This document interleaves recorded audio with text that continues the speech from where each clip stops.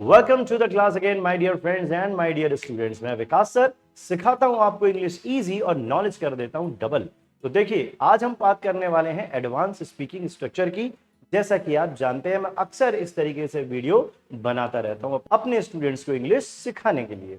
अब देखिए, आज का जो स्ट्रक्चर है वो बड़ा ही इंपॉर्टेंट है, क्योंकि ये वाले सेंटेंस अक्सर हम बोलते रहते हैं कि यार वो पढ़ेगा तो उसका तो पास होना तय है, अगर वो पढ़ाई नहीं करेगा तो उसका तो फेल होना तय है, अगर तुम समय पे नहीं जाओगे तो तुम्हारी ट्रेन छूटना तो तय है।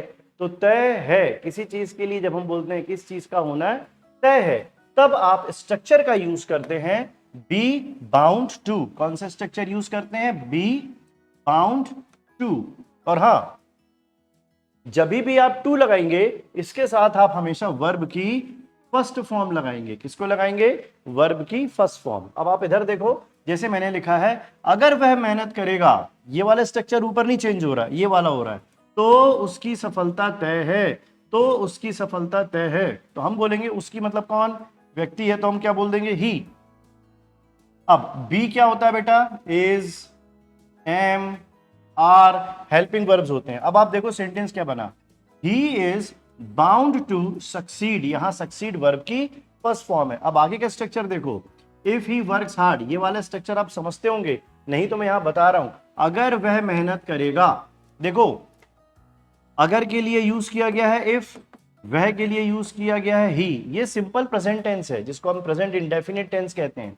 अब एक बात याद कर लो, ही, शी, इट और नेम, इनके साथ आपको लगाना है वर्ब की पांचवी फॉर्म, जिसको हम वर्ब की एस या ईएस की फॉर्म कहते हैं। और अगर आपने ही की जगह आई, वी, यू या दे का यूज कर लिया, तो इसके साथ आप लगाओगे वर्ब की फर्स्ट फॉर्म। तो मैंने यहां पे वह कौन है? ही है, तो ही के साथ वर्ब की कौन सी फॉर्म आती है? पांचवी फॉर्म। तो यहां पे कौन सी आ गया? वर्क्स। अब स्ट्रक्चर पढ़ो, अगर वह मेहनत करेगा तो उसकी सफलता तय है। आंसर बनेगा he is bound to succeed if he works hard. अब कुछ एग्जाम्पल देखते हैं फटाफट, ताकि आपको इंग्लिश जल्दी से समझ में आ जाए। देखिए, और इनको याद यार समझने दोनों की कोशिश करिए। क्या लिखा है? अगर वह, मैं यहाँ पे अपना पेन वापस एक्टिव कर लेता हूं। हाँ, अगर वह ऐसे ही खेलेगा तो उसका मैच जीतना तय है। यहां पे उसका मैच जीतना तय है, he is bound to win the match. अगर वह ऐसे ही खेलेगा, अगर के लिए कौन आ गया? If.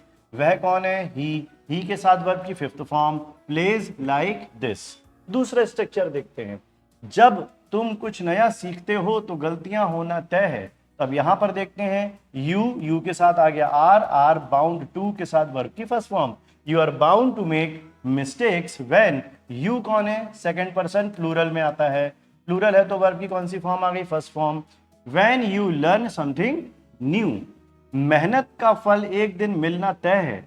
Hard work is bound to pay off one day, उसकी लगन को देखते हुए उसकी सफलता तय है। शी इज बाउंड, यहां पे लड़की है, she is bound to succeed given her dedication. देखो हम ऐसा भी कहते हैं, गिवन हर डेडिकेशन, यानी उसकी लगन को देखते हुए। शुरुआत में कुछ समस्याएं होना तय है, there are bound to be some problems. अब देखो यहां पे टू के साथ बी कौन है? फर्स्ट फॉर्म, बिकॉज एक्शन नहीं नजर आ रहा, इसलिए some problems in the beginning. I hope आपको ये कंसेप्ट समझ में आ गया होगा।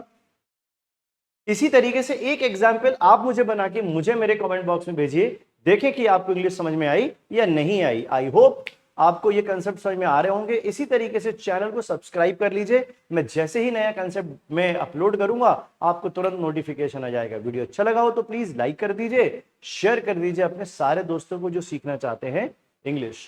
Thank you.